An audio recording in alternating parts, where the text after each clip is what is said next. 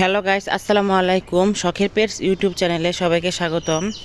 গতকালকে আমি আবারও বেড়াতে গিয়েছিলাম এই ঈদের দাওয়াত খেতে আমার নানু বাসায়। আর সেখানে গিয়ে কী কী মুরগি দেখলাম সেগুলি আজকে আপনাদের সাথে শেয়ার করব। তো সবাই ভিডিওটি দেখতে থাকুন।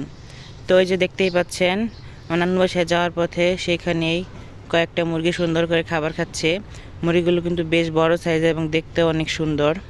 এরপর আমি চলে গেলাম আমার নানু বাসায়। আর সেখানে গিয়ে এই যে দেখতে পাচ্ছেন সেই উল্টা পাকওয়ালা মুরগিটা, কিছুদিন আগে আমি আপনাদের সাথে এই মুরগিটাকে শেয়ার করেছিলাম।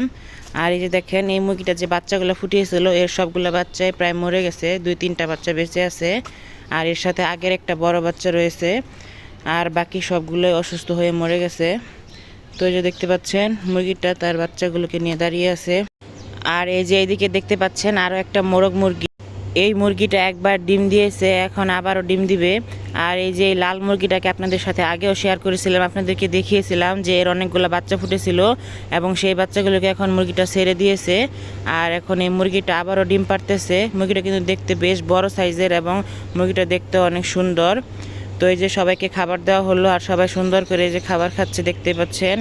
তো এই যে কিছুক্ষণ খাবার খাওয়ার পর ওই কালো মুরগিটা চলে গেল অন্যদিকে এবং সে একটু রোদ পোহাচ্ছিল। এই মুরগিটা দেখতে অনেক ছোট হলেও এটা কিন্তু একবার ডিম পেড়ে দিয়েছে, আবারও ডিম পারবে এই মুরগিটা। আর এইদিকে দেখতে পাচ্ছেন যে আরেকটি সাদা মুরগি, এটা হচ্ছে আমার অনেক নানু পালন করে। আর এই মুরগিটা নাকি কুচে ছাড়তেছিল না, তাই তারা এই পদ্ধতিতে কুচে ছাড়াচ্ছিল। আপনারা কারা কারা এভাবে দেশি মুরগির কুচে ছাড়ান সেটাও কমেন্ট করে জানাবেন।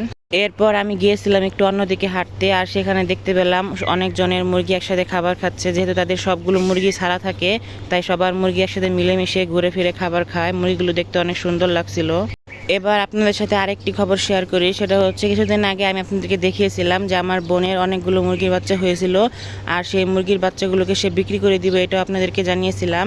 আর এখান থেকে এই যে এই 2টা মোরগ আমার জন্য সে রেখে দিয়েছে। আমি তার কাছ থেকে কিনে নিব বলেছিলাম, তাই 2-1 দিনের ভিতর তার বাসায় যাব, তখন এই মোরগ 2টাকে নিয়ে আসবো এবং আপনাদের সাথে শেয়ার করব।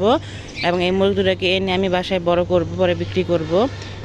আর কিছুদিন আগে আমি দোকান থেকে খাবার আনতে গিয়েছিলাম মুরগির জন্য। আর সেই দোকানের আঙ্কেল অনেকগুলো কবুতর পালন করে, যে দেখতেই পাচ্ছেন কবুতরগুলো অনেক সুন্দর, তাই আপনাদের সাথে একটু শেয়ার করলাম। তো আপনাদের কাছে আমার আজকের এই ভিডিওটি কেমন লেগেছে সবাই কমেন্ট করে জানাবেন। আর সবাই আমার চ্যানেলটিকে সাবস্ক্রাইব করে পাশে থাকবেন। সবাইকে ধন্যবাদ। আল্লাহ হাফেজ।